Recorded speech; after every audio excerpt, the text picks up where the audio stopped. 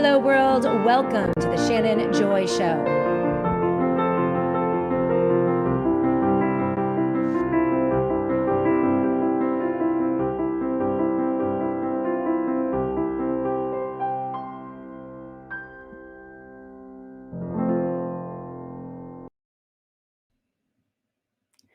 Hello, world, and welcome to the Shannon Joy Show. We're broadcasting live from the Joy Virtual Studio right here in the beautiful Finger Lakes region of New York State. It is so great to be with all of you today. It is Monday, November 3rd, and we have much to get to today on the Shannon Joy Show. Of course, the Shannon Joy Show, not left, not right, just a girl trying to get a nut in this world, in this crazy political circus, analyzing the news every single day from an independent perspective. And things are just getting weirder and weirder and weirder. We are ruled by crazy people. I've decided, Democrat, Republican, it does not matter. They all do the same thing once they get to Washington, D.C., and that is screw the little guy, the American people. And this was on display over the weekend down at Mar-a-Lago, Trump's palace, as he hosts an opulent party, a Halloween party on, just hours after SNAP benefits are running out for millions of Americans. Officially, Scott Bessant admits in the Sunday shows that we are in a recession. Healthcare prices are set to skyrocket, premiums for Obamacare, pushing us into a death spiral. We are in a recession, inflation as far as the eye can see, but no, they're not worried about that at Mar-a-Lago or in Washington, D.C. They are partying it up with a Versailles-style bash featuring, all sorts of, oh, here we go. The video is not running and Honor Seeker can't hear anything. Okay, TJ, how are we doing? I started the show. I don't know. I'm on the live chat and it looks as if we have no video and we have no audio. So it's just a black box. Not really sure what to do at this point. TJ, I'm gonna have to pull you in. So if you guys are in the live chat, if you can hear me or see me, just let me know. Honor Seeker says I can't hear anything. Dino Fun says the video is not running. Buskman says I see and hear you, Shay. I can't see myself. TJ, can I pull you up quickly? Let's just make sure we have everything running appropriately here. Opossum King says you sound great. CJP Rumble working here fine. I did have trouble with David Knight this morning. So TJ.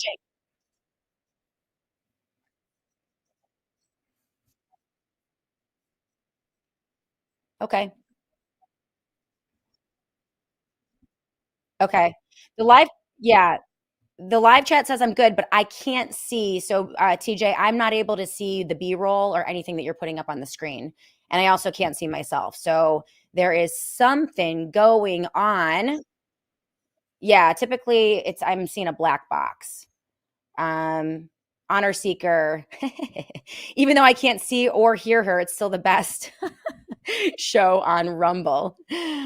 All right. So most of the live chatters can see the show. We have Dino Fun on the live chat right here on Rumble. Opossum King, Mrs. Lovely is with us today. Honor Seeker, CJP Rumble, and of course, Mark the Regan can see me. Or no, he can hear me, but can't see the video. Interesting. Okay. Well, I'm not really sure what is going on here. Try smashing your computer. Technical difficulties once again. Well, this is what we're going to hit today. We have a lot to cover on the show. Bessant, the Secretary of the Treasury, has now finally admitted that the United States is indeed in a recession. He's now saying in certain sectors and using this to justify yet another rate cut. By the way, you don't cut rates when you are in a boom time. So we've been telling you this for the past 8 months. The Biden recession never ended. It just switched hands. And so Donald Trump, the profligate spending, the debt and deficit spending, they continue to print money, they continue to cut rates, and they have continued with the corruption in Washington, D.C. So nothing really has changed. And this is why we are still in a recession and moving quickly towards potentially even depression-like situation.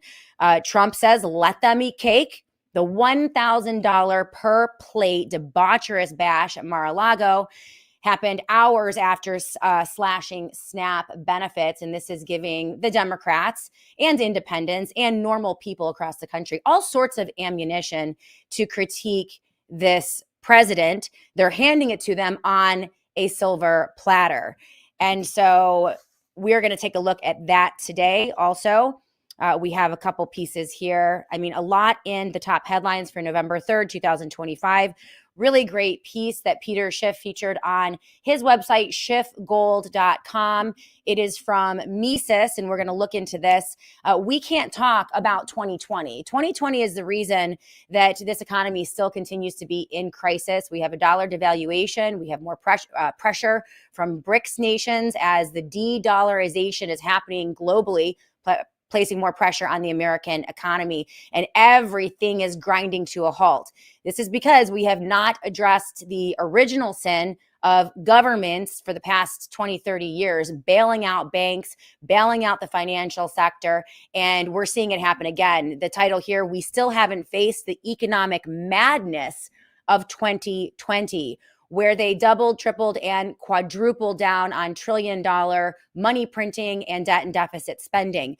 And so this is why you have a slowdown across nearly every sector in the American economy and massive, massive amounts of layoffs, businesses going out of business. We talked to Bonk to Carnivore last week on Thursday about the canary in the coal mine, which is Chipotle.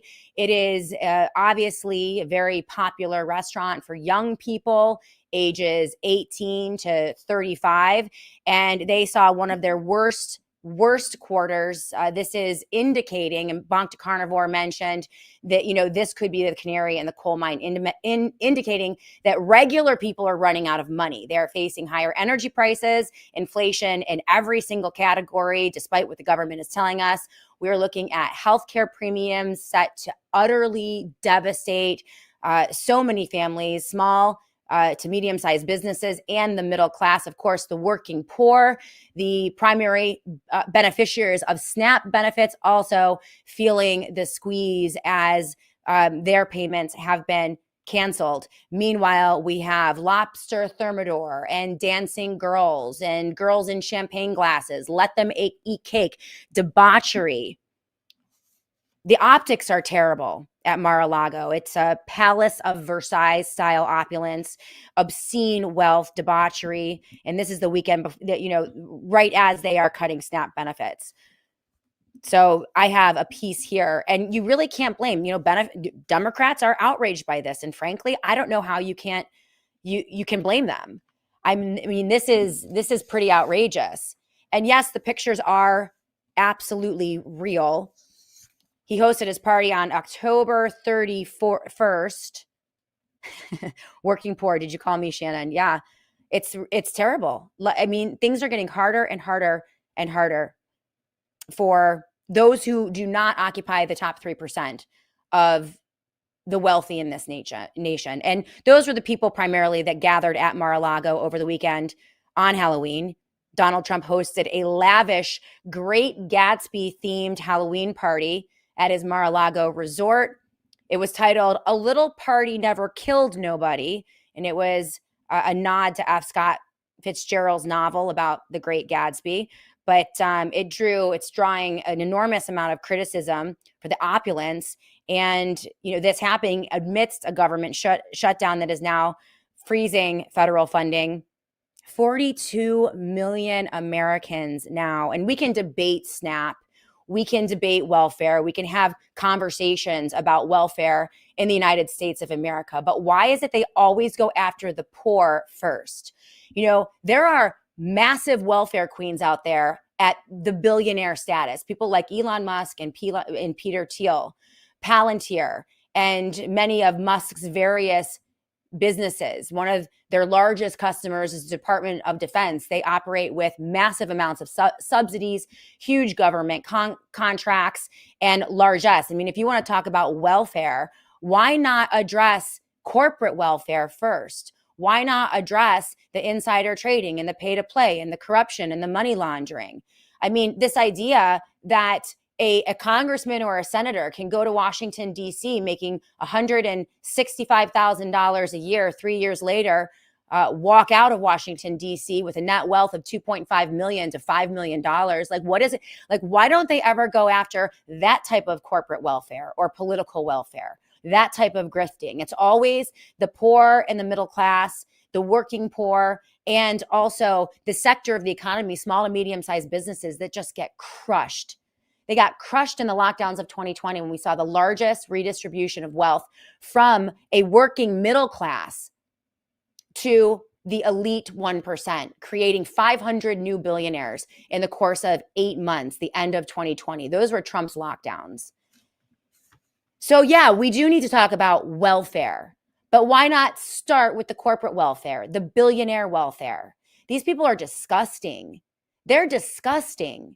They help themselves to our tax dollars, and they continue to tax us through the hidden tax of inflation, devaluing our currency so that regular Americans can't pay their bills, can't pay for their health care, go further and further into debt, cut corners in every aspect of their life, making everything difficult for you and me while they steal our money.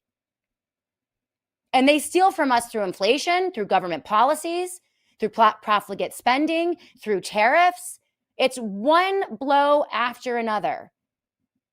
And it's let them eat cake. Really disgusting. And Christians don't even know about this. I mean, the dancing girls, the debauchery, I mean, it was all very distasteful. Christians don't even know about it because they get all their news from conservative influencers who are paid to not tell them anything about what's really going on. And so they don't see, the small percentage of Trump supporters who only watch Fox News and listen to Sean Hannity, listen to talk radio and Glenn Beck, and get their news from the influencer class, like people like Steve Bannon and Tucker Carlson, Laura Loomer. They have no idea what's going on out there, right? Because largely, many of them are insulated from a lot of these economic problems if it's the boomer class, right? But I mean, more and more people are feeling the real impact of this. And so they have no idea. They think that Trump's at church somewhere. Meanwhile, I don't even know. It's crazy. So we're going to look at that today. We're going to look at the response to the debauchery. We're also going to look at, we have a lot of stories. We're going to look at this piece by Mises. We have not addressed the economic madness of 2020. There's good news out there as well, though. Really great video of Mike Rowe. Everybody loves Mike Rowe. And I think it's because he's a normie. He's not too political.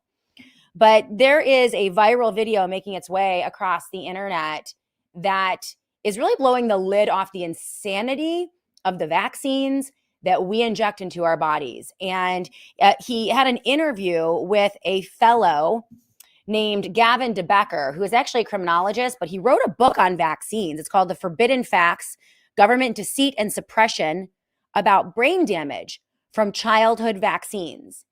And they went over the ingredients list in these childhood vaccines culturally. And I actually have a personal story to tell. I went out to dinner with a really great girlfriend. She owns a marketing agency and an advertising agency. And what she was telling me about the pharmaceutical industry in context of actual pharmacies and their marketing for vaccines. Unbelievable story.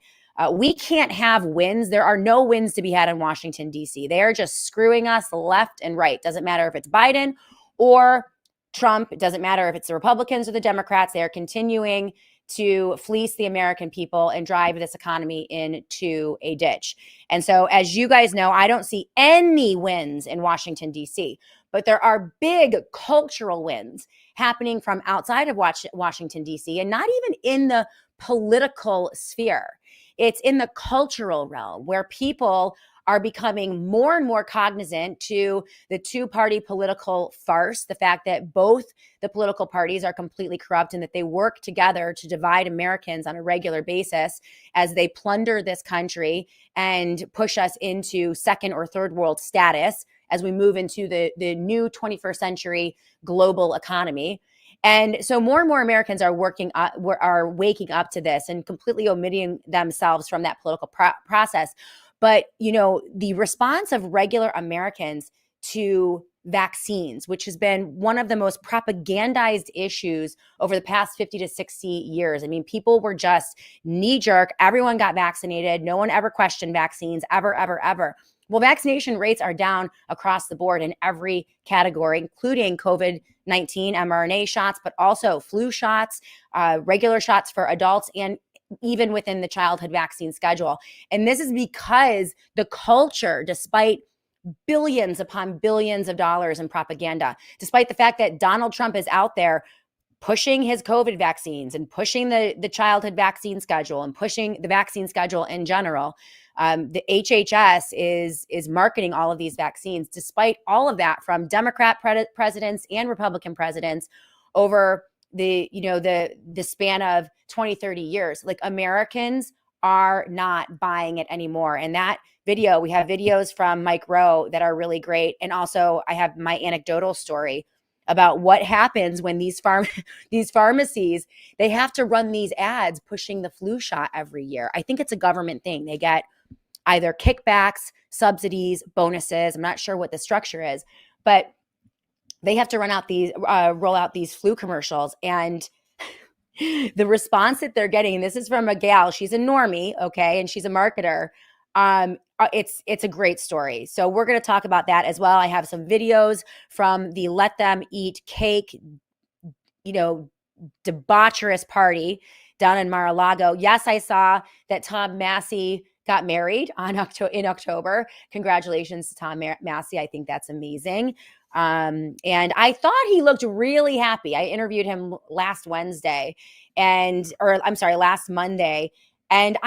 that interview, we were talking about his farm bill, the Prime Act, among other things.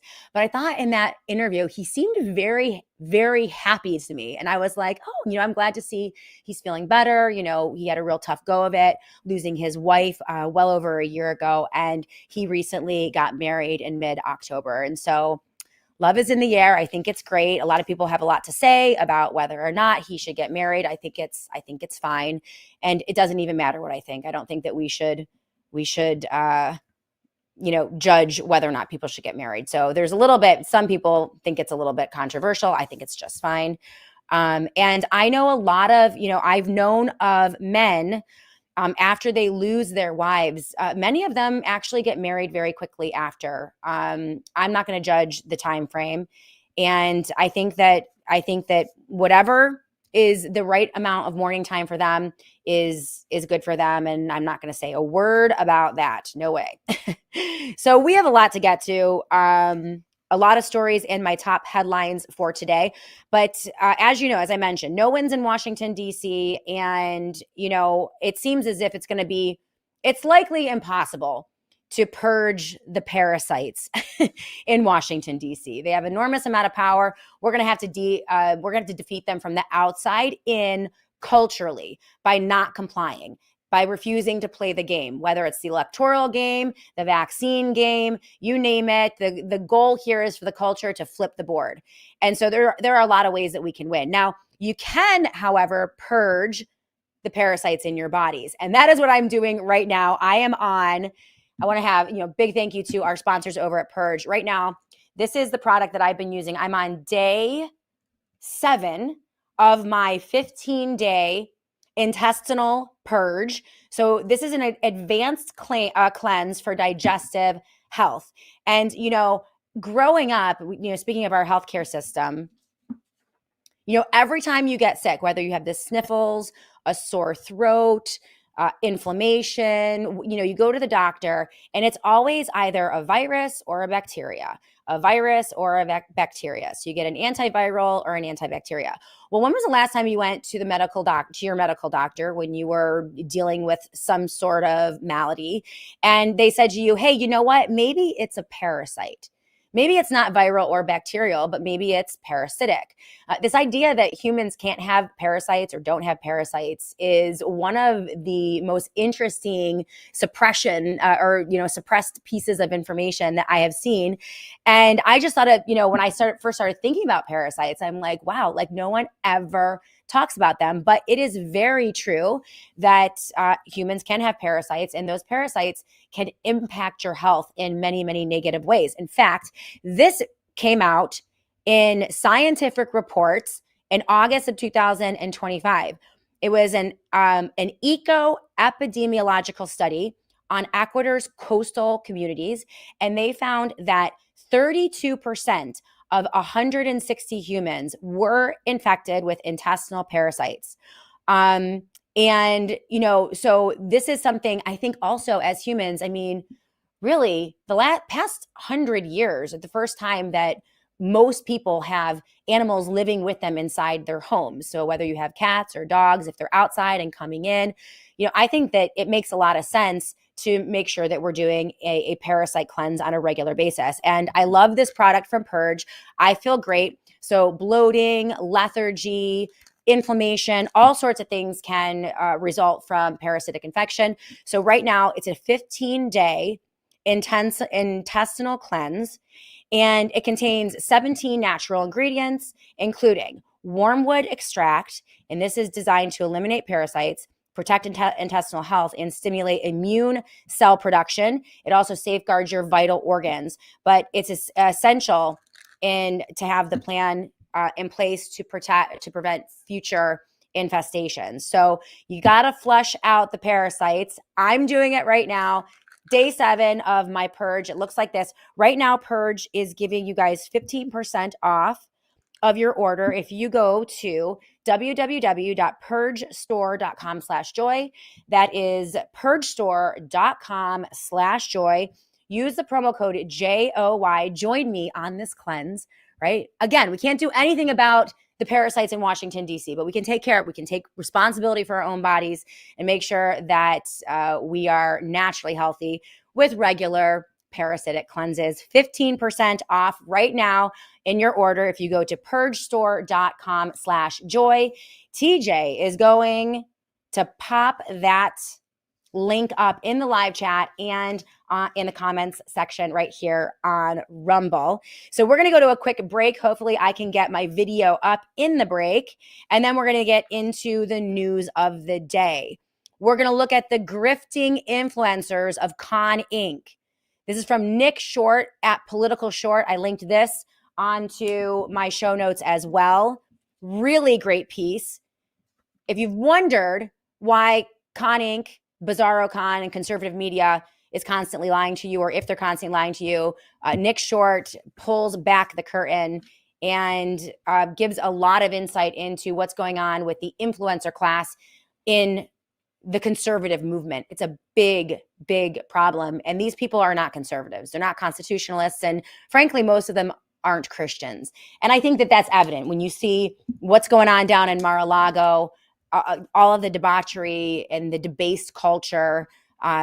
I think it's very, very clear that there has been an infiltration within the conservative Christian constitutional movement. We're going to look at that from a piece from Nick Short. Also, the Mises piece on the economic madness of 2020. And I have a few other good pieces as well, and some video clips. Okay, so keep it tuned right here. We're going to go to break. When we come back, we're going to continue right here on the Shannon Joy Show.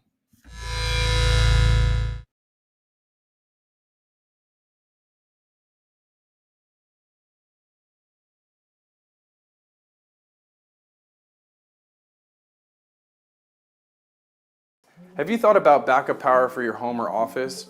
Here at Satellite Phone Store, we are well aware of a lot of different scenarios where you may lose power. That could be anything from weather to emergency situations. And we are offering a simple, effective, expandable solution for your home, which is the EcoFlow Smart Home Panel. This panel can be installed in line with the circuitry of your home or office.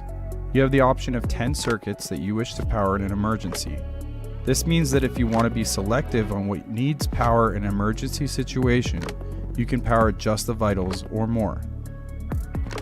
What this means is that if you want, you can just distribute power to your kitchen, for example, giving you power to keep the refrigerator and cooking going without interruption. If you're in an office, this can serve to keep computers, hard drives, and servers running without interruption. More or less, this lets you tailor a system that lets you conserve and distribute power where you see fit. It is able to power water heaters, well pumps, and dryers. If the power goes down, it will automatically start powering your home in 20 milliseconds, making a seamless transition to backup power. The home panel works with the Delta Pro series, which is expandable. If you want a basic backup system, you can use just one, or plug in two at the same time, which are also capable of being daisy-chained to 2 more units and a smart generator, effectively giving you 25 kilowatt hours of power. If you want something to sustain you for longer, you can purchase as many units as you please as standby, that way you can alternate plugging into the system. The home panel will charge the units from the grid when they are not being used. And if you want, you can add solar panels to the system to continue charging your battery bank even if there's not power coming from the grid. There's also an option for a dual fuel generator that runs off of propane and gas. You need an app in order to set up your home panel. What you will be setting up is the voltage. You can customize the circuits with a name, amperage, and what kind of appliances you are running off that circuit. You can turn on and off each circuit through the app. You can also monitor how much power is being consumed by each circuit. You can create automation so that if the power goes out, it will switch to backup. This also allows you to use the backup system during peak hours from the grid, allowing you to save money when the cost of power is higher. Another really big advantage to the Delta Pro series is that these are portable units. You can use them camping, you can take them to another home, or you can bring them back and forth from your office. Thank you guys for watching this. If you have any questions, please contact the Satellite Phone Store. We will also be coming out with more videos, so make sure you like and subscribe.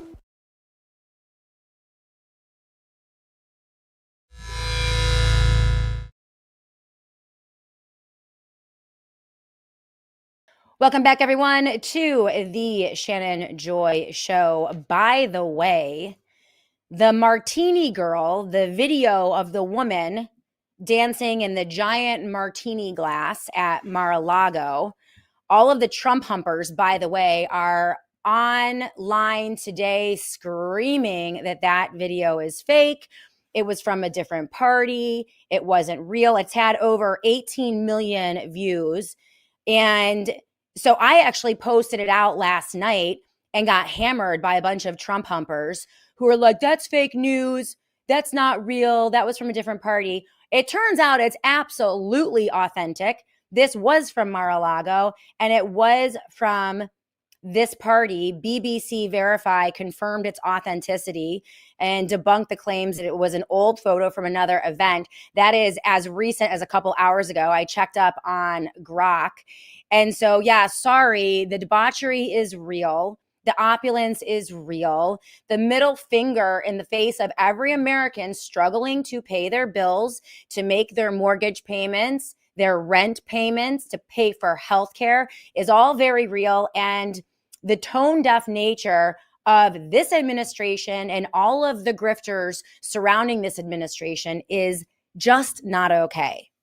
It's just not okay. And you can't blame these people. I mean, the response, I have to tell you, I mean, the Democrats, this is handing on a silver platter, a storyline with the worst optics ever to Democrats. This was one response. And I mean, you tell me what you think. Yes, it's from a Democrat, and, you know, they have their own problems, but the response, I think, is legitimate.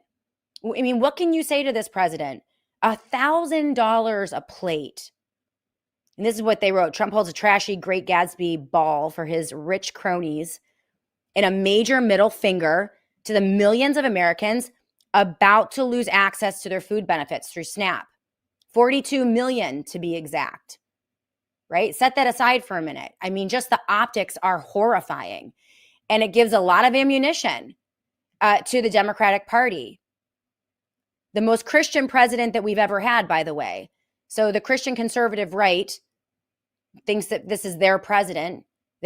We can never forget Eric Trump on Benny Johnson's show telling us all that Trump saved God and Trump saved Christianity.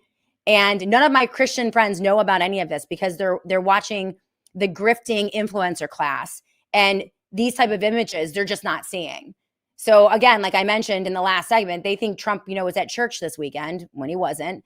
Okay. But the most Christian president we ever had is ringing in Halloween by holding a party at his club, Mar-a-Lago, complete with the scantily clad ladies dancing to titillate his fellow unindicted Epstein co-conspirators.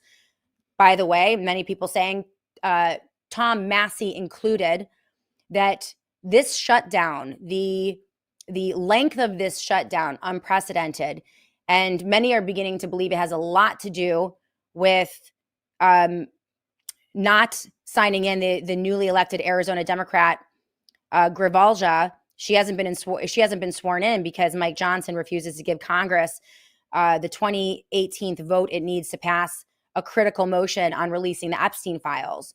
So many are saying that the lockdown has something to do with their unwillingness to release those Epstein files. But, the optics are terrible. It's just crazy. So Trump is dancing in the night away at his resort where Jeffrey Epstein used to hang out all the time. It's just not okay. It's just not okay. And we have Scott Bessant finally admitting. So this happened the same time, they've been telling us that we have a golden economy, the economy is booming. It is booming for the 3%, the people who hang out with Donald Trump at Mar-a-Lago and who are fixtures in Washington, D.C., because they are grifting, they are plundering, and they are stealing. Okay. They are driving this economy into a ditch as I speak to you today. And so, yeah, they're doing great. It is a golden economy for them. For the rest of us, not so much. This is what Bessant had to say just yesterday, finally declaring the recession. And this is frustrating for people like me. We've been talking about, I hate to be a Debbie Downer, but I have been reporting to all of you the reality of the economic situation in this country ever since Trump came into office, throughout the Biden administration, because we had a legitimate recession during the Biden administration as well. But it all started in earnest. I mean, the nail in the coffin of the U.S. economy really happened in the lockdowns of 2020. One of the single largest redistributions of wealth from the middle class to the elites that we've ever seen in this nation. And it has not gotten better since. Again, the printing of trillions. And now Scott Bessant says that we need to cut interest rates. That is essentially creating more inflation. So all it is, Scott Bessant is saying that they're going to levy another round of hidden taxation in the form of inflation on the American people, bailing out the big banks, bailing out all their cronies, sucking in all the money in the largesse, and making sure that the corrupt system is working for them while absolutely devaluing your dollar. And so this is going to continue, and they say the rate cut's going to happen in December. But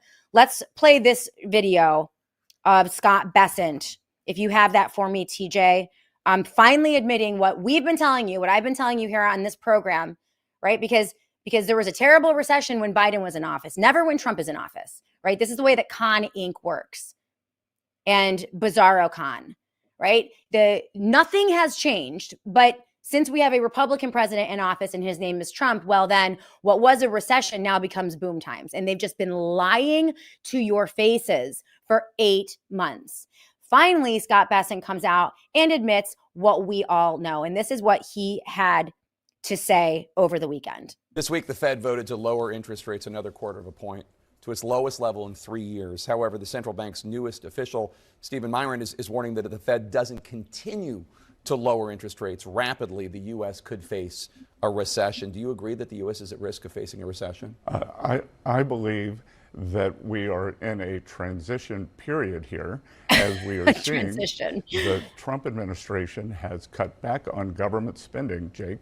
What has gone unnoticed during the shutdown is for the fiscal year that ends September 30th, the government spent less than it did the year before, and because the GDP grew, the GDP, which had been 6.4, the deficit to GDP, which had been 6.4, 6.5% deficit, the highest when we weren't at war, weren't in a recession ever, we were able to bring it down to 5.9%. So we are bringing down government spending, and I would think that the Fed would want to assist with that, because if we go back and look, MIT just published a study that said 42% of the great inflation of 2022 came from excess government spending. So if we are contracting spending, then I would think inflation would be dropping. If inflation is dropping, then the Fed should be cutting rates. But do you think that the U.S. is at risk of a recession if the Fed does not continue to drop rates? I think that we are in good shape, but I think that there are sectors of the economy that are in recession, and the Fed has caused a lot of distributional problems with their policies. I wrote a 7,000-word essay on that. We've seen the biggest hindrance for housing here that are mortgage rates. So, if the Fed brings down mortgage rates, then they can end this housing recession.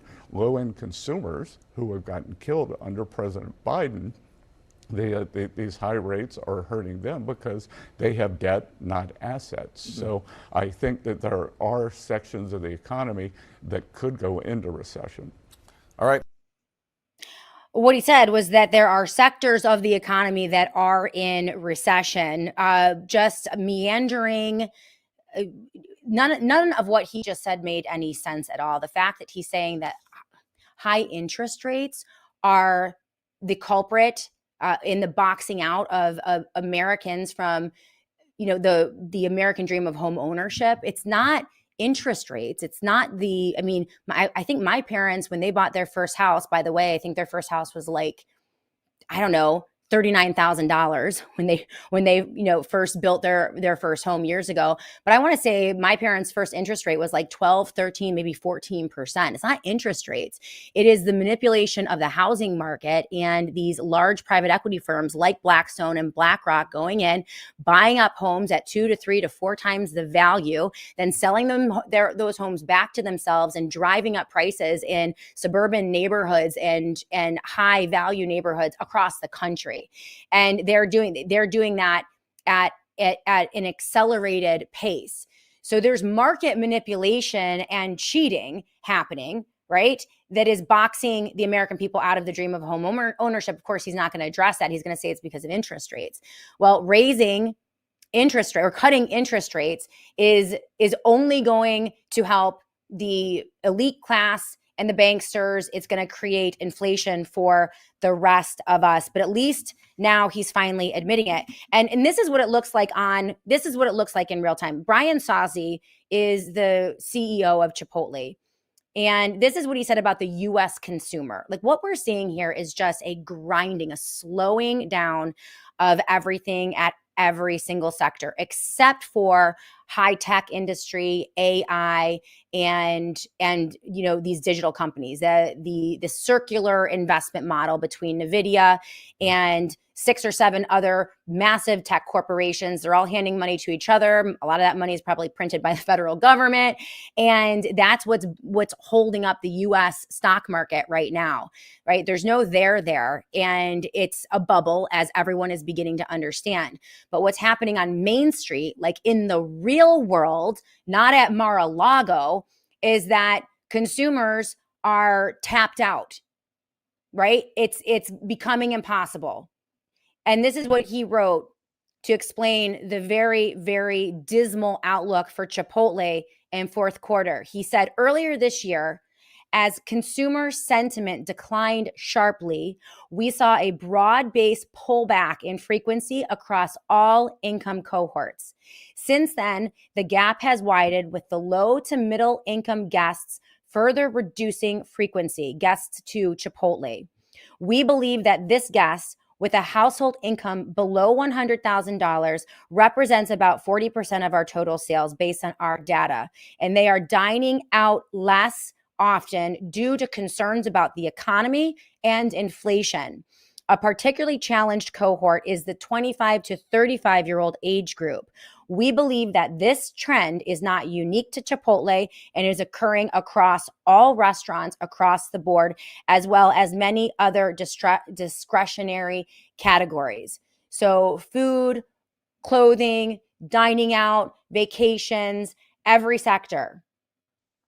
From fast food to beverage giants, brands are seeing rising income inequality among their customers. So this guy, Brian Saucy, had the balls to actually say it and to tell the American people the truth about what is going on. And they are completely tone deaf, okay? Cutting interest rates is not going to do a damn thing. And throwing parties at Mar-a-Lago to shove it in people's faces while they can't pay for their health care. This is another piece. So that this is in the discretionary sector, okay? Healthcare, not necessarily discretionary. People need their healthcare. And one of the other big stories that conservatives are not talking about are the rising premiums for healthcare, particularly Obamacare recipients. And this was from, where is this piece? Alex Berenson put together a piece, and I linked this in the show notes of the Shannon Joy Show regarding healthcare. This is crushing people. People are looking at premiums doubling, tripling, quadrupling, absolutely crushing people. And so he wrote a piece on his Substack about the insanity of building hospitals that look like five-star hotels, like just a completely warped industry, healthcare. It is dominated by the insurance companies and the political class. It is not operating within a free market situation, highly subsidized through Obamacare. Obamacare, the original sin that has utterly destroyed healthcare in the United States of America across the board. And yes, Obama put Obamacare in place, but it was Trump in his first term who promised to get rid of Obamacare and open up the free market again in the healthcare sector, totally betrayed that promise, not only did not repeal Obamacare, but expanded and further funded it during his first administration, and nothing has changed since. So it has gotten, the healthcare situation in this country has gotten worse and worse and worse. And last week, Dr. Mary Kelly Bowden had a great guest to talk about the economics of healthcare and how insurance companies and the government control over this industry is essentially making it completely impossible and untenable and unaffordable for every American. This is why we have to do things like my purge, like my intestinal purge. This is why I take all of my vitamins and my minerals, and I'm doing my anti-parasitic purge. I'm doing the gut health and the hydration and the collagen. Like, you've got to stay out of the medical industrial complex, because once you get in, it's like they get their hooks in you, and it's a death spiral. But this is what, and I linked this in the show notes of today's show. He said, he wrote his piece on the insanity of these hospitals are outrageous, okay? And he talked about a hugely expensive outpatient surgery center that just opened in Miami. He said it reveals the perverse priorities in American medicine and how Obamacare is only worsening them. By the way, Obamacare is now officially bipartisan. The Republicans want to fund it and keep it in place. The Democrats want to fund it and keep it in place. Because neither party has shown any willingness to reform this. But he got a lot of responses from his audience, and some of these responses are just absolutely heartbreaking. Again, looking at in the United States of America, where we are supposed to be in the country, this is the country that paved the way for a robust and affluent middle class, right? A large segment of the American population able to start businesses and run businesses and own businesses and provide for their families, create generational wealth. Like the middle class is like, this is the hallmark of America. This is the epitome of the American dream. And they are just utterly destroying it. I mean, they are creating the have and have not. Never thought I would say this about this country that I love so much, but it's happening. And, some of these stories are they're just tragic. I like Chipotle, Guitar Lily. Guitar Lily thinks that Chipotle deserves it because she doesn't like their food. I like Chipotle's food. I think it's good. I don't know. Don't get mad at me. Yeah, I see this. So this is what they said. This is what Jason had to say. He said the problem with Obamacare, and these are like real stories of real people just suffering under crushing increased healthcare prices. Jason wrote this: the problem with Obamacare is even worse than you described. It is no longer insurance, which is why it's crushingly expensive. When you remove the underwriting, then the pool will inevitably incur bad experience, more claims than offsetting premiums. The insurance companies are no longer selling insurance. They are simply TPAs, third-party administrators. They don't care if the insurer makes money or loses money, as in this case, the government is on the hook. So they are guaranteed their administrative fees, and the losses are all covered by the government. Well, that's us. It's you and me. It's the taxpayers. As a self-employed man, he says, I'm now going to have to pay $3,800 a month for a completely healthy family of 4, up from $3,400. But again, the worst part is you have no other choices. You mentioned catastrophic plans. But there were such a plan to buy, I'd have done it. But alas, it doesn't exist, right? Most healthy people only need catastrophic plans. If something outrageous or unusual happens, then you have health insurance to pay for, very, very high expenses, right? So an accident or a devastating diagnosis. But the reality is that 99% of healthy families out there never have anything like that ever happen. And so they could have a very low cost catastrophic plan and then just pay for their yearly visit to the doctor or their checkup or, out of pocket. And that would be a normal free market situation. But it's been so bastardized that not only is it unaffordable, but it's also just terrible. The quality of care is getting worse and worse and worse. Stories from Gary and Ed. Yeah, I appreciate your work on healthcare. This is from Ed. I'm an orthopedic surgeon. I think one thing that you are missing is that physicians are not encouraged to use the new advanced technologies in order to make money for hospitals, but it's overutilized to cover our asses from lawsuits. So legal pressures drive up the cost of medicine at a similar rate as the salaries of mid and upper level management. From my vantage point, both reasons suck. So many administrators making so much, and all of it is government subsidized with our money, right? So they print a ton of money. They raise prices for all Americans. Then they pay off the top sectors. I mean, they create monopolies. They create monopolies in healthcare, monopolies in finance, monopolies in banking, you name it. Right now, they're creating monopolies in farming and in food production. And that's, they're doing that systematically. In technology, yeah, there's no way that you could call this country a free market, capitalistic economy. It's not the case. It's terrible. Absolutely terrible. Mark the Regan, Obamacare was simply a massive wealth redistribution scheme from the middle class to the poor, but not really. I mean, yeah, they really hollowed out the middle class, but the real wealth redistribution is going to the insurance companies, the CEOs of the insurance companies, and the CEOs that are running the massive medical hospitals or research hospitals across the country. I mean, they are rolling in it. Shannon likes SpaghettiOs, but thinks fermented food is gross. Yes, Bill Benz, that is true. I do love SpaghettiOs. It's a dirty little secret. What can I say? What can I say? So this is just terrible. Thank you to Alex Berenson. Really good piece on his Substack. And yeah, the dirty secret here is that we still haven't faced the economic madness of 2020. So this is the bad news. We're going to get to the good news in just a minute on the show. And I'm going to go to your live chats in a moment as well.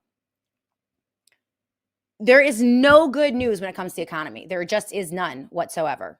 There's no good news.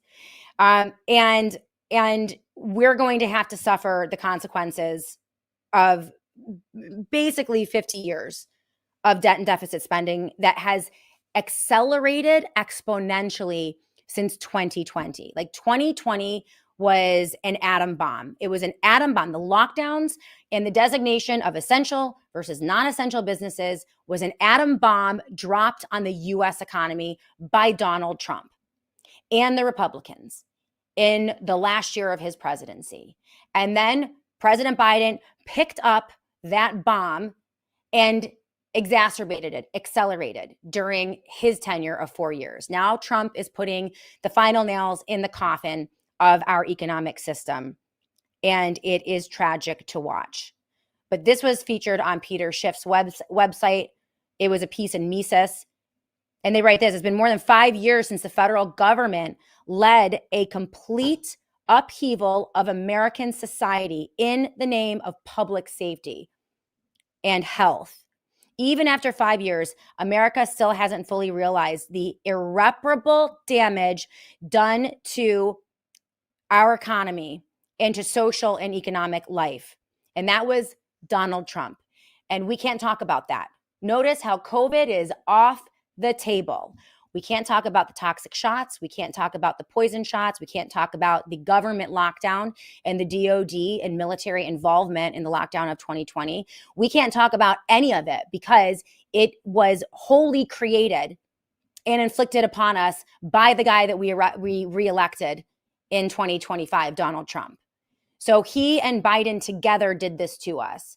And we were stupid enough as the American people, or at least Republicans and conservatives, to elect Trump again.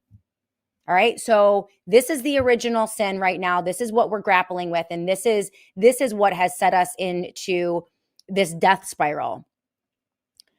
They said it's been nearly 6 years since the SARS COVID-2 lockdowns.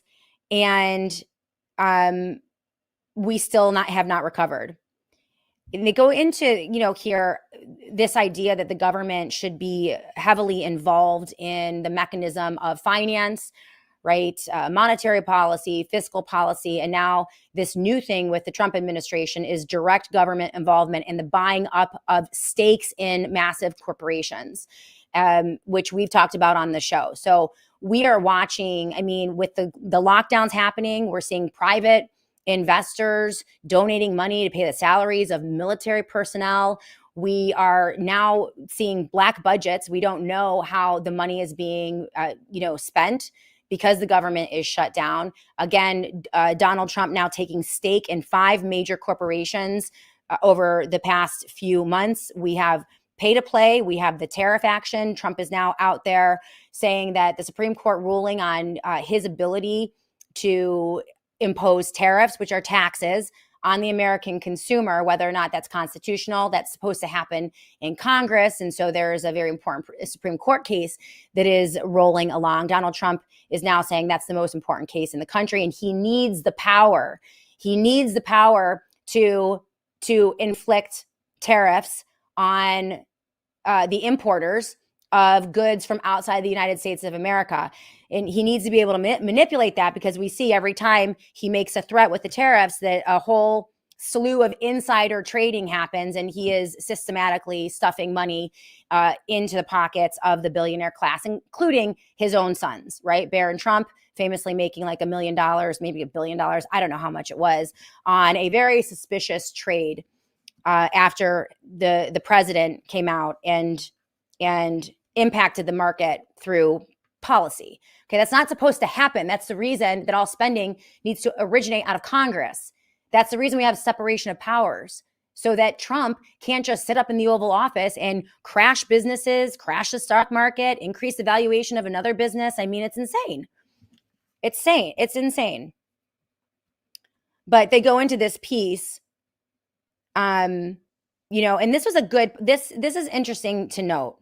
I think we're going back to the basics here, because it used to be that conservatives and Republicans, fiscal conservatives, understood that the government's meddling in the economy was a recipe for disaster. It used to be that everyone understood that. And then the Democrats fell off because they like all their social programs. But then, the Republicans now under Trump, well, they love their crony capitalism.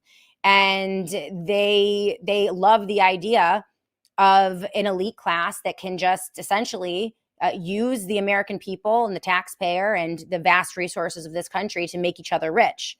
I don't know why conservatives love that now, but they do.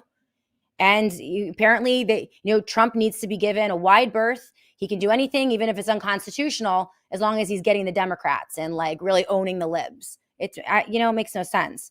But it used to be that, we had sober-minded conservatives and fiscal conservatives who understood this, right? But not anymore. But here in this piece, for most of American history, there's been a fairly consistent understanding that it is wrong for the government to step in and help a company, a billionaire, when it was suffering economic losses or facing bankruptcy. And for an economy to grow and for everyone to become wealthier in every segment, right? Some people need to take on the role of being entrepreneurs, and entrepreneurs reallocate resources to new lines of production or refine existing lines to account for factors that are constantly changing. Things like technology, capital availability, and consumer preferences. And our role as consumers in a free market, if we actually had a free market, which we haven't had in many, many years, we can opt out of any exchange for any reason. And so entrepreneurs can only make profits if they offer a good or a service that consumers value enough to pay more for than the business had to pay to produce it, right? So when they don't, they are stuck with the losses. So they have to make things efficiently that people want to buy, that provide a value, or they have to create a service efficiently that people want to use. That's a free market. So when the government comes in and gives Elon Musk subsidies for his dumb Teslas, right, that distorts the market. When the government comes in and offers subsidies to other tech industries and promises of gazillion-dollar contracts that are of no value to real consumers, that distorts the market. And it boxes out other people, like actual entrepreneurs, from engaging in a functioning, healthy economy. And so this has been happening, for the past 30 years, but it has accelerated recently. Okay, so when the government manipulates the economy and they manipulate the dollar through profligate spending, monetary policy, cutting or raising interest rates, printing money, all of these things distort the economy. And they make it impossible for real businesses who want to make real things at a real value for customers to even exist. Not to mention all of the red tape and all of the legalities you have to go through to own a company or a business. They make it so impossible. So they're carving out the entire middle class and small to medium-sized businesses, and pushing everything to corporations that enjoy government largesse and have proximity to the government. So it's fascism. There's no other way to call this. And Trump has always been a Democrat. Yeah, this is a command and control economy. This is not a free market capitalistic economy in any way, shape, or form. Fez Woody, Bessant was Soros's bagman and now he's Trump's guy. Absolutely. So, they go into how this started. It was actually in the 70s. And then they talk about the too big to fail out of the 2008 housing crisis. So the government just goes in to, it's too big to fail. And right now, the market is super, super distorted. Buskman loves Chipotle. There we go. So this was a good piece that really gets to the heart of the situation. Nothing has changed. Nothing has changed. We are looking at Obama style, Biden style, Kamala style, Democrat style policies, economic policies adopted and repackaged by the Republicans and people like Donald Trump. And that, and it's all corrupt. It's all corrupt. This is why here on the Shannon Joy Show, not left, not right, just a regular person, right? Independent analysis, because I don't think that you can analyze politics today unless you acknowledge that the two parties are working together. And something has gone severely wrong within the conservative media and conservative movement, because so many conservatives are now completely ignorant of what this president is doing. And it's because that influencer class has come in now and I just totally distorted what it means to be a constitutionalist, a conservative, a Christian, a Republican. Like there is no party left. I don't even know what it is that we have, but it certainly is not the principled movement that I was a part of, early on in my life. And so we're going to look at that. This is a good piece. When we come back, we're going to take a quick break. And we're going to look at this piece, grifting influencers from political short. And we're also going to look at Mike Rowe as well, because there's good news on the vaccine front. Very good news on the vaccine front. So we have some videos to watch of that as well.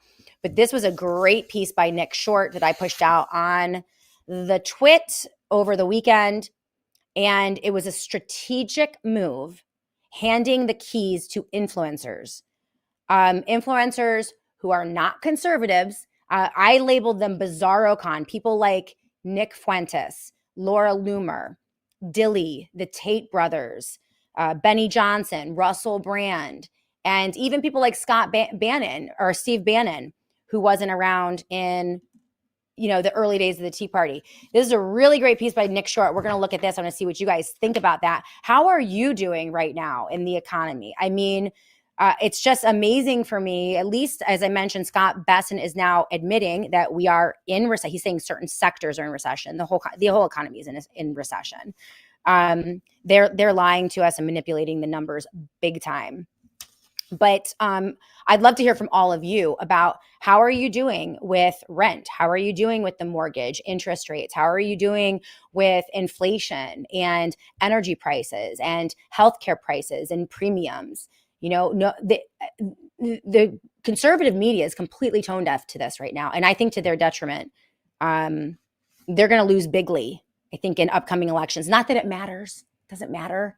Democrat, Republican, Democrat. Like, let's go to the election booth and cast a vote between Satan and Lucifer or a heart attack and stage 4 cancer. Like, which do you want? Like, we don't have real choices. And this is why, when we talk about not playing the game, right? This is when you flip the board.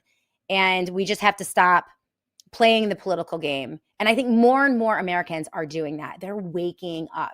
So I'm going to give you some of my anecdotal stories when we come back.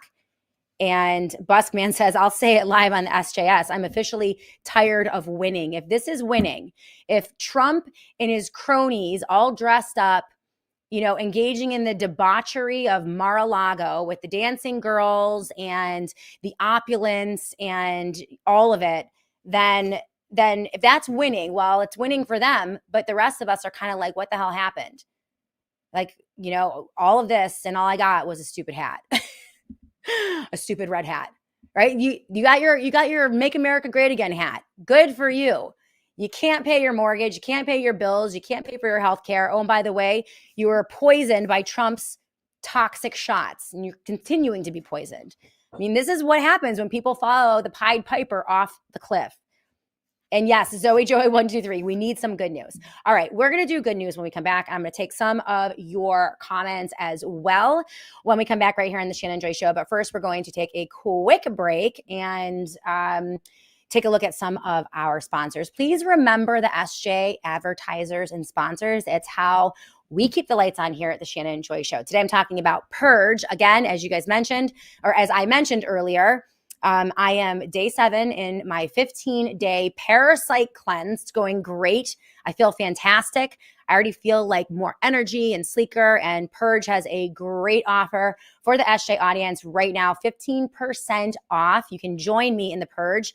As you know, we can't get rid of the parasites in Washington, D.C., but we can take care of our own bodies. Right now, they are running a great deal. 15% off your entire order. That's 15% off your order. It's purgestore.com/joy. That is purgestore.com/joy. We're going to hit the commercial break. When we come back, we're going to continue with your comments and also great news about vaccine uptake in the U.S. and Mike Rowe featured as well right here on the Shannon Joy Show.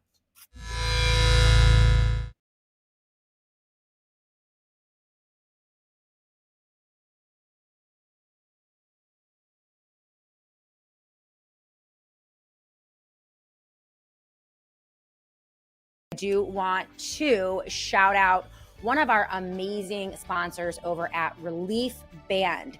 So this product has been an absolute game changer for my family and my daughter, Mimi. We do a lot of traveling. She is a beach volleyball player. She's going to go play Division I beach volleyball down in the great state of Tennessee, which is super exciting, but we are in the car all the time. And the poor girl has struggled with severe nausea and headaches and car sickness her entire life, ever since she was a tiny little baby. She would get sick 15 minutes in the car, and it's just made for some really difficult traveling. Well, Relief Band, it's been a game changer. It's been an absolute miracle. Right now, we have an exclusive offer for the Joy audience and for Shannon Joy Show listeners on the podcast. If you go to reliefband.com, that's reliefband.com right now, use the promo code JOY and you will receive 20% off plus free shipping. So it's Relief Band, ReliefBand.com, and use the promo code JOY for 20% off plus free shipping.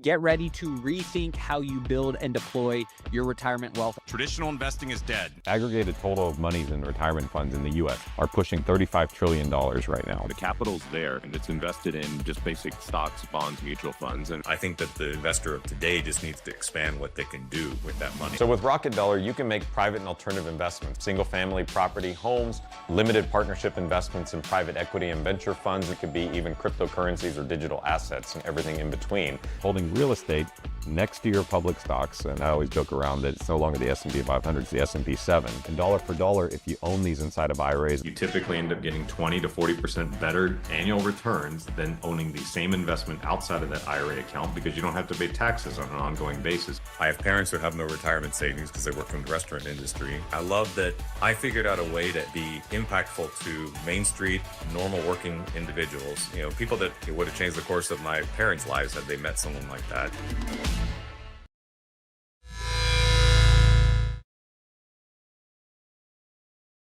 Welcome back, everyone, to the Shannon Joy Show. And yes, I have the Mike Rowe clip coming up for all of you in just a minute, and my own anecdotal story that gave me so much hope over the weekend that the culture as a whole, listen, we do not need to be held hostage by these vicious, predatory, corrupt political parties. We do not have to choose between Satan and Lucifer, Trump or Biden every 4 years. We can throw the game, the board game, right? We cannot engage in whatever it is that they want us to do. We can refuse to comply. We can remove our consent.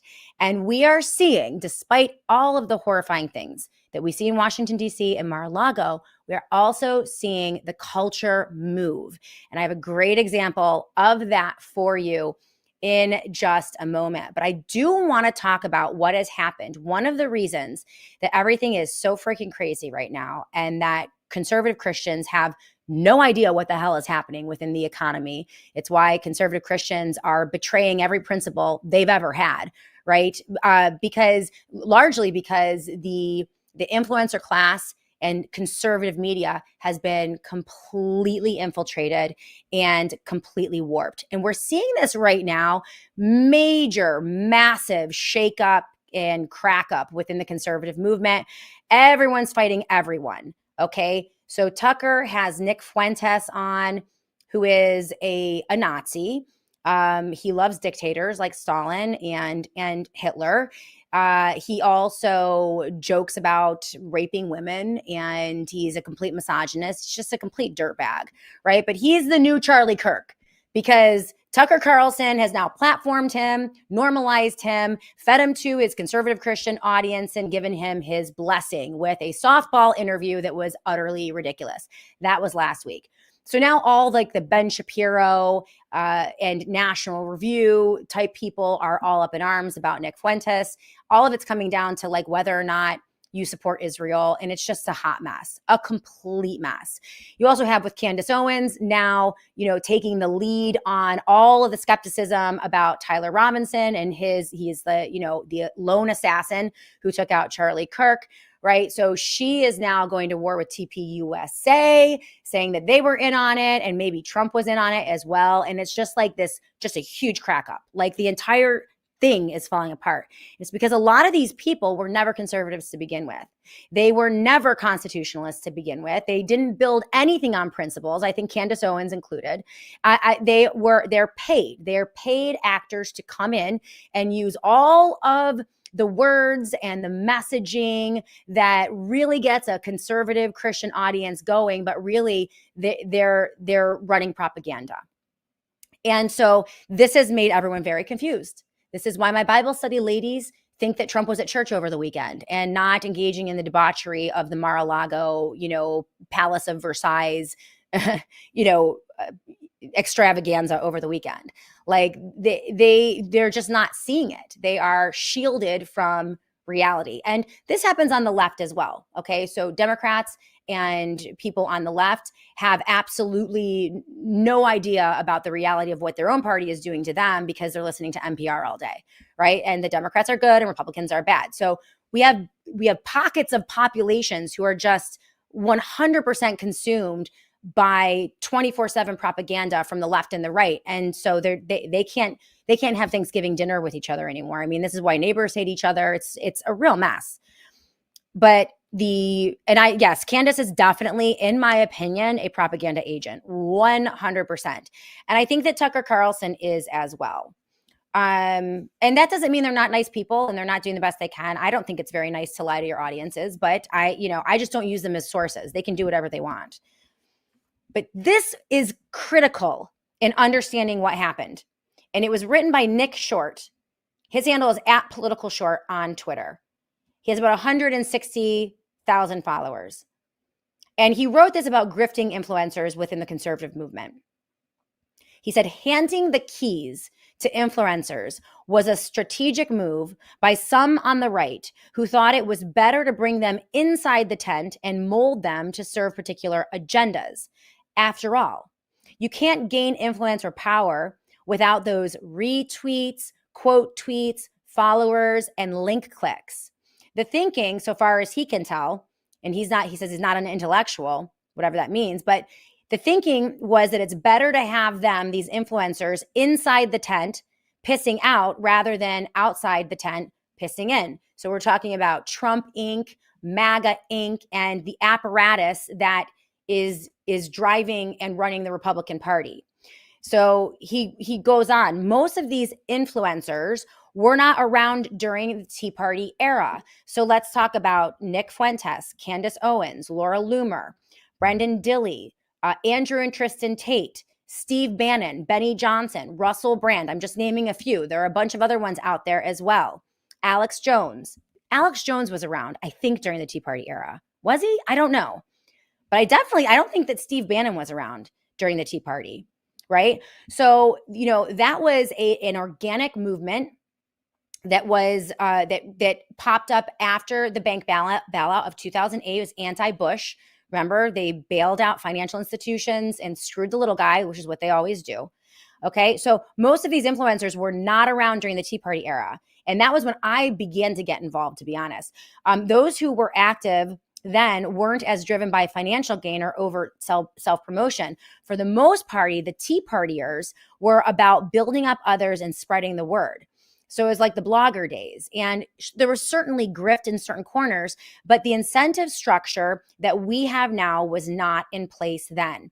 You had to actually know what you were talking about, or at best pretend that you did back then. But your ideological motivations for the most part were never a question. Back then, engagement meant actual grassroots mobilization, people showing up at town halls, calling their representatives, organizing locally, etc. The astroturf that we see now on the conservative right just wasn't as prevalent on the today. So today it means being on retainer to post as on the right. No, what he says today it means being on retainer to post as much breaking and inflammatory content you possibly can. After all, the algorithm favors controversy, whether it's Facebook or Twitter or Insta or Truth Social. How many times is your feed populated with breaking, inflammatory, the Democrats did this or that? So this is driving up the controversy and the clicks. So he goes on to say the real grift didn't arrive until late 2015. I agree 100% because this is when I saw it as well. It became clear that Trump was unstoppable and had tapped into something more powerful than run-of-the-mill politics. The grift recognized it could exploit this emerging movement still taking shape, making a mark on it, and ride that gravy train to whatever generated the most clicks. So all you had to do was hump Trump. That's it. Put on the hat, sell the merch.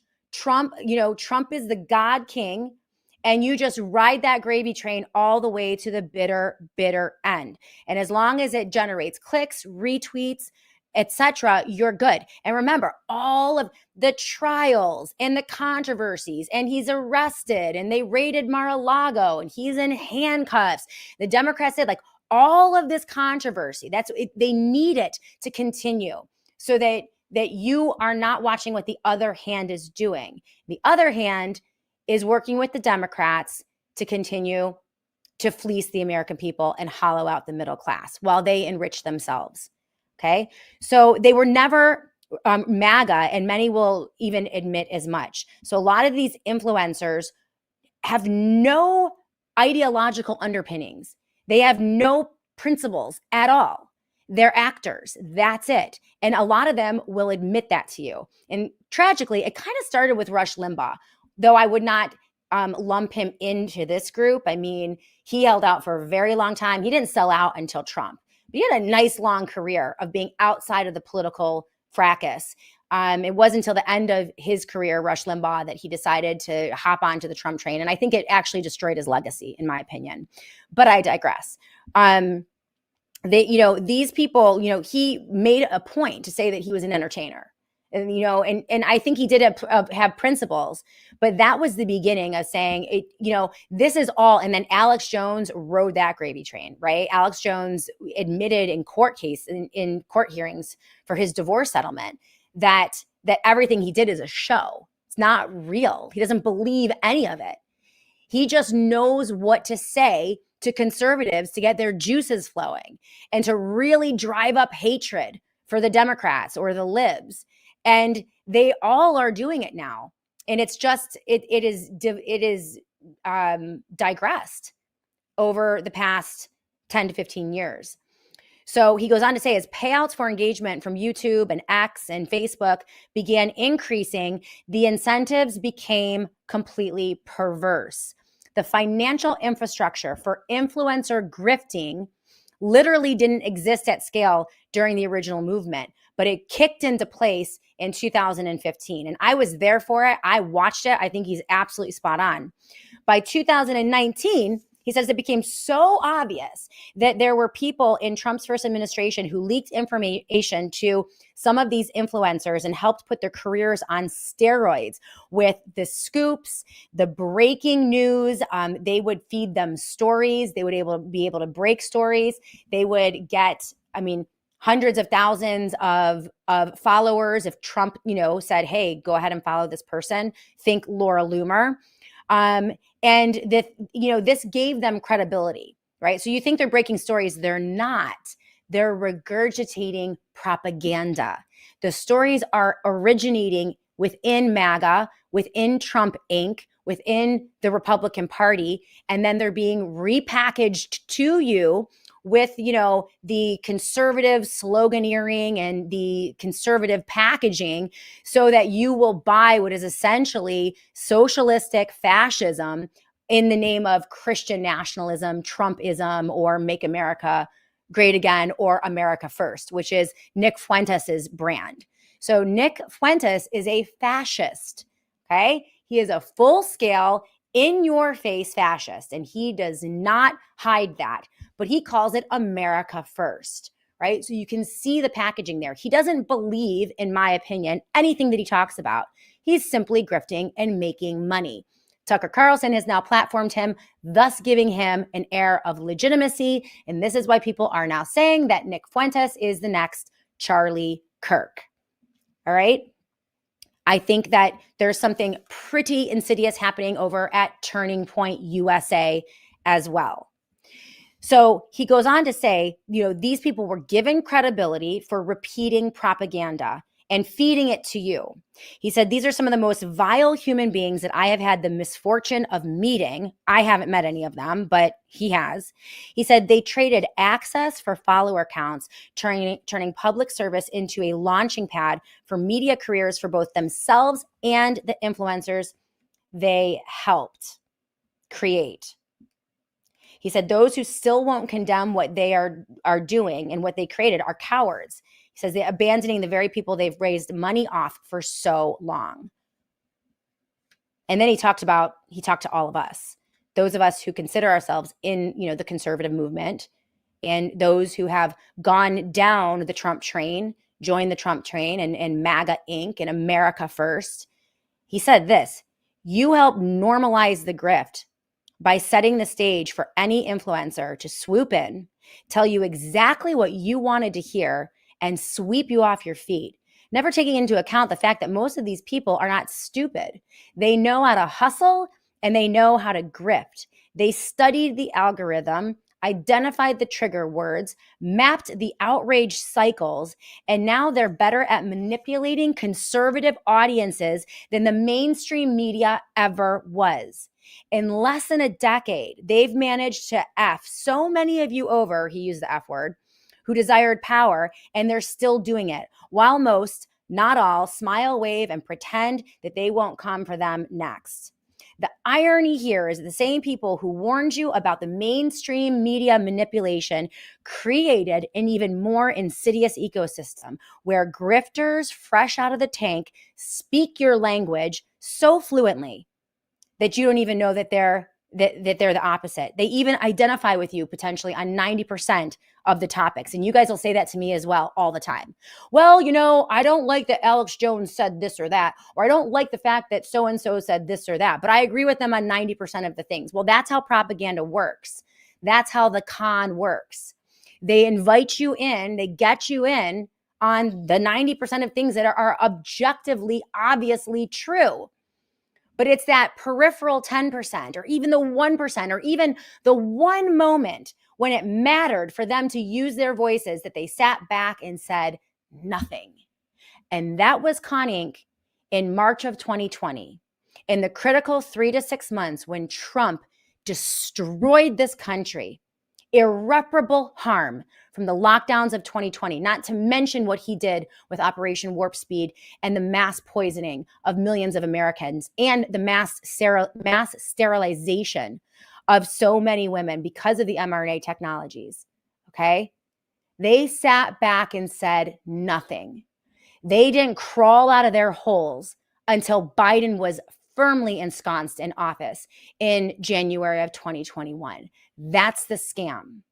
And I know because I'm a marketer. I've been in advertising and marketing for 25 years. I was behind, back of the house in promotion and advertising for 13, 14 years before I got in front of the mic. Okay? This is what they're doing. And this is how they're manipulating your friends, your family, your colleagues. This is why I lose all of my friends every time Trump comes in for another round, right? Because they are so dialed into the conservative. And these people will pose as Christians. They will pretend to be Christians. They will mock Christianity. They will mock you. They know exactly what they're doing. They're just saying the things that you want to hear. And that's how dangerous and cynical and evil and vile. This is why I spend more time focusing on the grifters and the liars and the cheats within the conservative movement than I do focusing on Democrats, especially when they're in power. This is why we seek to expose Trump for the liberal, left-wing, progressive Democrat that he is and has always been. And even worse, I actually think that he's a malignant, narcissistic sociopath as well, right? But that's just a side thing. This is the issue. This is the problem within our movement. And I am watching the conservative movement morph right in front of my eyes into nationalistic Christianity or Christian nationalism, quasi-fascism. What Trump is doing, they're ripping apart our Constitution. Separation of powers, one unconstitutional action after another, just tearing it to shreds right in front of our faces, deploying the troops to the streets. It's crazy. It's crazy. And so this was good. This was the fellow who wrote this writes under Political Short. His handle is @PoliticalShort. His name is Nick Short, and it is linked in the show notes of the Shannon Joy Show. All right, so that is that. What do you think? Did you guys see this happen? Mr. Worthless Eater with a comment. You were right about warp speed, Shannon. Trump is equally guilty, and he heaped praise on himself not long ago, which means he's evading accountability, and he's dirty, very dirty. I agree. K-Home, Shannon, Steve Bannon was 100% around during the Tea Party. Okay, so he maybe started and was built out of the Tea Party. He was working with activists like Andrew Breitbart before joining, but he also funded numerous documentaries. Alex Jones was 100% around too. So they were definitely around. Bannon has an interesting backstory. He has an interesting backstory. I think that Bannon is a propagandist, personally. CJP Rumble, Bannon hijacked everything. Well, Bannon, did you guys know that Bannon had a very close working relationship with Jeffrey Epstein? And I believe that they were working on a documentary together. They were working together. I forget what year it was, but yeah, I should go into that. I'm going to look into that a little bit further, and I'll bring that in. K-Home, Bannon is his own man. If he wasn't effective, no one would care. Well, he was given a platform. So I don't know how Bannon earned his platform or created his platform or became the entity that he is. But, I don't know. There's something. Buskman, I've been lied to so much. I won't even trust. Oh yeah, I don't know it. Yeah. Oh, on the Charlie Kirk thing. I don't know what happened with Charlie. I'm not saying a word about Charlie Kirk. I'm waiting. I'm waiting. I'm not getting involved in that right now because there are way too many wild conspiracies out there and bad information. So I'm going to wait for good information to come out. Scott Gordon, government is the problem. Voluntary association and organization is the solution. Sound money, no more usury and debt-based fiat currency. I agree. Well, now let's get to the good news because, again, Mark the Regan, Christian nationalism is bad, but Christian Zionism is good. That makes zero sense. I think they're both bad. Christian nationalism is bad. Christian Zionism is bad. I think that all of these words, these labels that they're creating to try to kind of define what this group or subgroup is very confusing. They do that on purpose. You know them by their fruit. So we see what is coming out of this administration, and it's not good. So it is tearing apart our Constitution and also our country and also destroying the economy. So, yeah. lot of confusion out there. And it's because there are a lot of grifters, a lot of liars. What can I say? That's what makes my job so difficult to do. But the good news is the culture is waking up to this. And I had a great conversation with my girlfriend over the weekend. Let's take a look. This is going viral on social media, and I think it's great news. Despite the fact that HHS, Bobby Kennedy, is completely neutered, completely ineffective, achieving absolutely nothing for medical freedom or in terms of a reckoning on COVID. Okay, so that ship has sailed. It's over. Maybe you'll get something 3 years from now on autism and the childhood vaccine schedule. I am dubious about that as well. I think that the deal was made with the devil, Donald Trump, by Bobby Kennedy Jr. in the summer of 2024.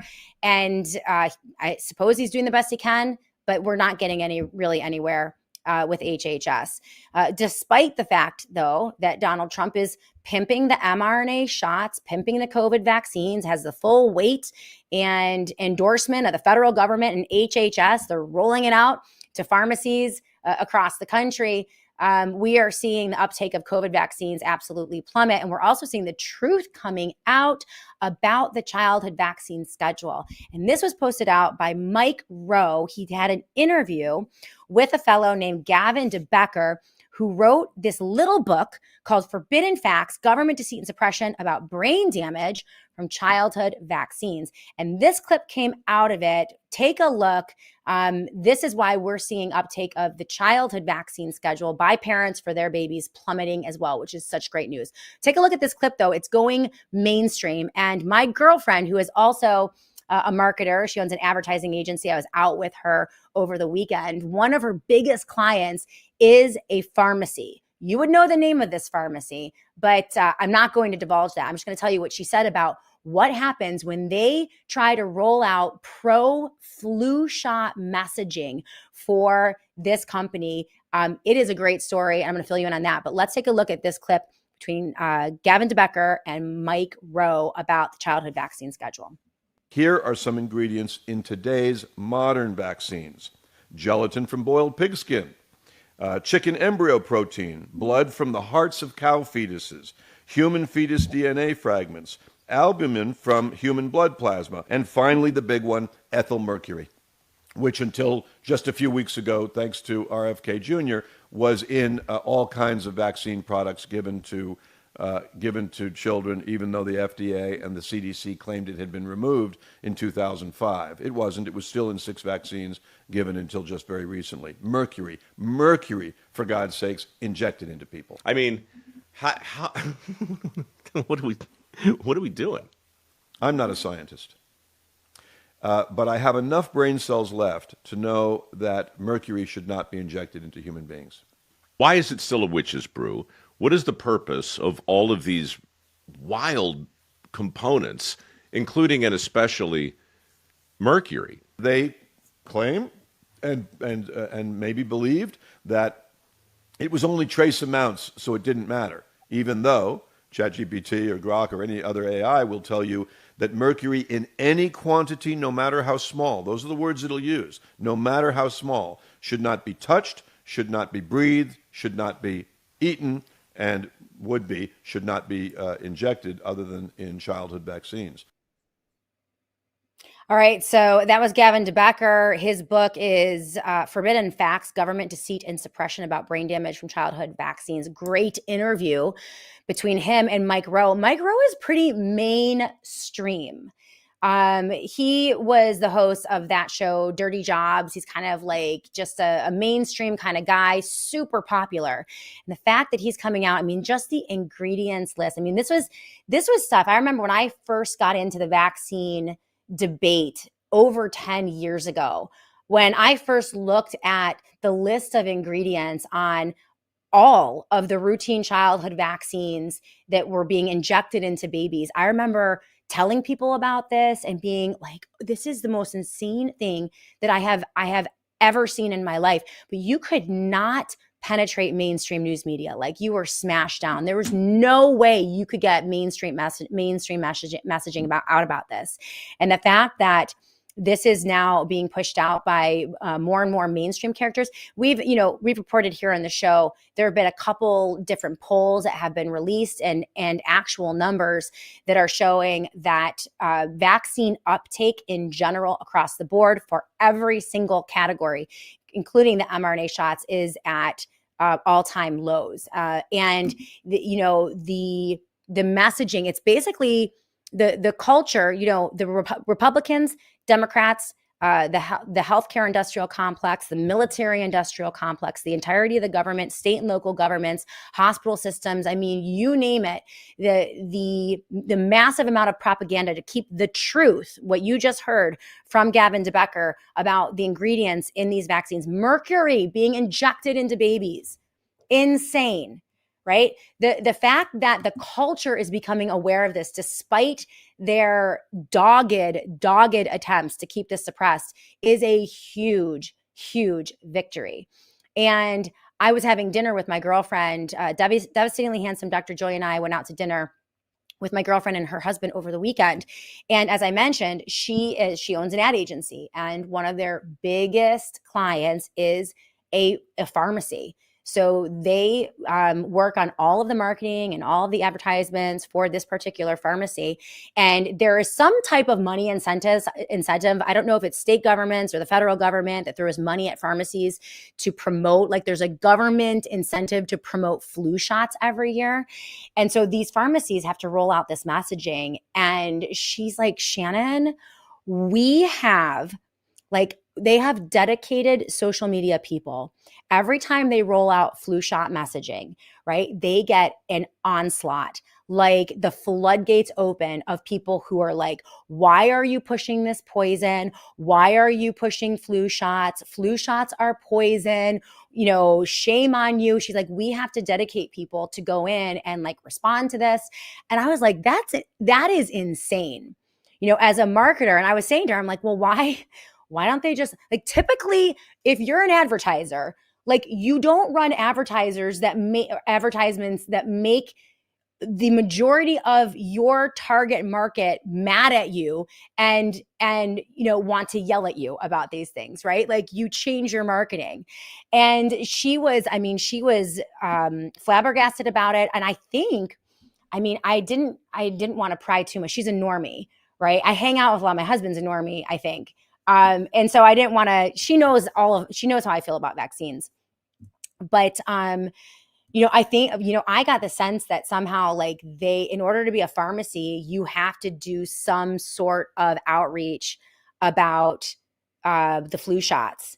And it's definitely, I would bet money that it is heavily, heavily funded by the military or by the federal government. So that is, I just thought that was the best story ever. And it just goes to show. And I think more and more people that I'm talking to, and I was talking to her about politics too. And again, she's a normie, not a Democrat or Republican, but she's just wants freedom, likes the Constitution, would like to be able to, send her kids to college and have a normal, relatively happy retirement. All of the same things. We're really not very different. But she was, and I like to test these theories out on people and figure out what the normies are thinking. But she really is outside of the D versus R. I think that there is a great fatigue in this country by regular people who are beginning to understand that these two parties are manipulating us big time. Today, we focus on the Republicans and the grifters and the grifting class, Trump Inc., MAGA Inc., Con Inc., Bizarro Con. Those are all the names I've come up, for what happens on the right. But this happens on the left as well. It's insidious. And on the left, I think what we saw was a takeover of the Democrat Party and the left by the LGBTQ crazies, essentially making everything in the Democratic Party about this absurd, bizarre, insane desire to sexualize kids at a young age, to groom them into the LGBTQ lifestyle and maybe trans them, right? Get them into this whole, trans culture.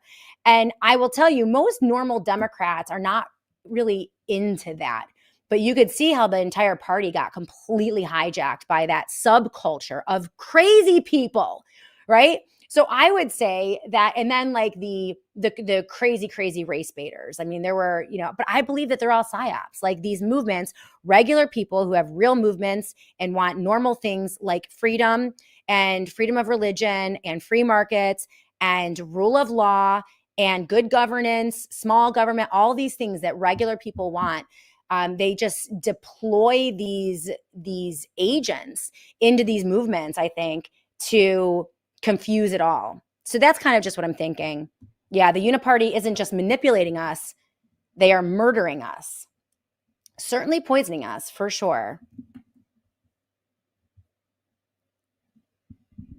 A large percentage of young women will reject partners who say there are only two genders. Diog 99, I don't believe that at all. Like those people are very, very rare. So yes. All right. Well, that was my good news. I hope you guys all have a wonderful day. We're going to close up the show. Tomorrow we have a big week coming out. Tomorrow we're going to attack some more of the stories that we didn't exactly get to today. And there is a lot going on. There's a lot going on economically as well. So there are a couple stories here that I didn't get to. We're going to be keeping an eye on what's going on with SNAP and the economy, as well as the other news of the day. So you guys are great. Appreciate all of you. Thank you, TJ, for producing the show. Of course, our sponsors, the folks over at Rocketdollar, PCM and Associates, the satellite phone store, and of course, over at Purge. Again, day 7 of my parasite purge, and I'm feeling great. So I'm going to give you more updates tomorrow. But you guys all have a wonderful day. We'll be back tomorrow to do it all again right here on the Shannon Joy Show.